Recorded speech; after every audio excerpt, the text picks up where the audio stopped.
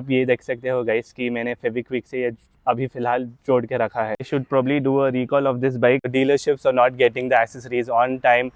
Hey guys, welcome back to another video. तो guys, आज का वीडियो में हम बात करने वाले हैं सारे negatives about the USD roadster, because बहुत सारे लोग जानना चाहते हैं कि क्या नेगेटिव्स आ रहे हैं, बिकॉज वो भी लेना चाहते हैं एंड लेने से पहले they want to be sure. तो ये वीडियो एंड तक ज़रूर देखना गाइज, आपके लिए बहुत ज़्यादा हेल्पफुल होने वाला है। तो फर्स्ट एंड जो ऑब्वियस इसके में नेगेटिव है वो है इसका engine check light issue. Because अगर से आप ख़रीदने वाले हो, आपने सारे रील्स देखे होंगे, आपने सारे वीडियोस देखे होंगे जहाँ पे हम बात कर रहे हैं about the engine check light issue. ये मेरा जो इशू है मैंने लास्ट वीक फिक्स करवाया है, सॉर्ट करवा लिया है। But then the company should work on this guys, because बहुत सारे लोगों का जो फर्स्ट एक्सपीरियंस है वो बहुत ज़्यादा ख़राब हो रहा है। जो बेसिकली जो इसमें इंजन चेक लाइट इशू आ रहा था was because of the O2 sensor. And by default सारे जो ब्रांड न्यू बाइक्स हैं इसमें O2 सेंसर बाई डिफ़ॉल्ट ख़राबी आ रहा है। तो what you have to do is you have to go to the service centre, get it replace, and उसके बाद ये जो इंजन चेक लाइट है वो हटेगा। So guys, I think so they should probably do a recall of this bike, and जहाँ पे भी ये जो O2 सेंसर का इशू आ रहा है they should get it fix automatically. And guys, बहुत सारे लोग कमेंट कर रहे थे that most of the dealerships are not getting the O2 sensor as well, and इसके कारण जो बहुत ज़्यादा सर्विस एक्सपीरियंस है वो ख़राब हो रहा था guys. I would suggest that the ESD brand should do something about this guys. एक और चीज़ जो मैं ऐड करना चाहता हूँ गाइज कि अगर से आपका भी जो O2 सेंसर है वो रेक्टिफाई नहीं हो रहा है, तो what you can do is you can call to the ESD helpline number और ईमेल देम, एंड उसके बाद जो प्रोसेस है वो फास्टर हो सकता है गाइज। यही मैंने करा था। जो दूसरी चीज़ है guys which I want to talk about is the delay in getting the accessories guys. तो ये जो सारे डीलरशिप्स हैं, I am constantly communicating with the service managers as well and trying to get either the cowl, because मेरे को cowl लगाना है। I want to get the bar and mirrors as well, because बहुत सारे लोग comment कर रहे हैं कि भाई काउल लगाओ, बार एंड मिरर्स लगाओ, और ज़्यादा एनहांस दिखेगी बाइक, और ज़्यादा अच्छी दिखेगी। I want to do it as well, but then यही प्रॉब्लम है guys, the dealerships are not getting the accessories on time, and again this is a negative as well. As I was telling about the second point guys, third point is also connected with the second point. उन्होंने marketing में दिखाया था, advertisements में दिखाया था कि ये bike सारी कस्टमाइजेबल है, you can do a lot of changes to this bike. I mean obviously you can still remove the pillion seat, because ये तो बाई डिफ़ॉल्ट टॉप मॉडल में आप हटा सकते हैं and you get the panel as well. But then other changes you cannot do it because ये bike customisable है ही नहीं, because of the second point which is accessories available नहीं है। एंड गाइज, जो फोर्थ जो पॉइंट है is about the length of the bike. ये लंबी बहुत ही ज़्यादा है and this particular portion of this bike sticks out. And ये जो लैम्प है, नंबर प्लेट वाला लैम्प, ये मेरा एक बार टूट गया था बिकॉज मैंने पार्क करा था रोड में, but then some guy hit this particular section. And आप ये देख सकते हो गाइस कि मैंने फेविक्विक से ये अभी फ़िलहाल जोड़ के रखा है।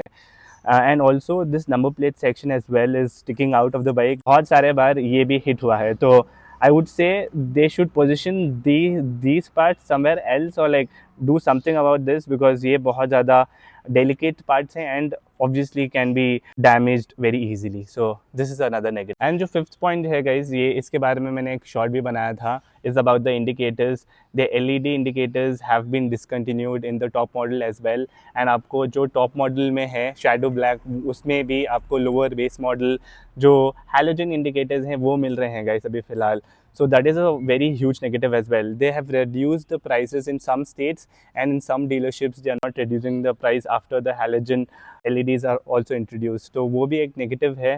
एंड एक और चीज़ जो मैंने नोटिस करी है गाइस, बहुत सारे लोग मेरे को DM भी कर रहे थे and also commented on my video saying that बहुत सारे different dealerships are doing different things, because ये जो पैनल था गाइस ये मेरे को बाई डिफ़ॉल्ट टॉप मॉडल में फ्री मिला था, but some of these dealerships are also charging. So the ESD brand has to do something about this as well, because some of the dealerships are charge. ये भी again customer के लिए एक issue create करता है, and again some of the customers have to pay extra because they are not aware of this as well. Talking about the service guys, मेरे को जो सर्विस एक्सपीरियंस है अभी फ़िलहाल बहुत ही ज़्यादा मेरे को अच्छा दिखा।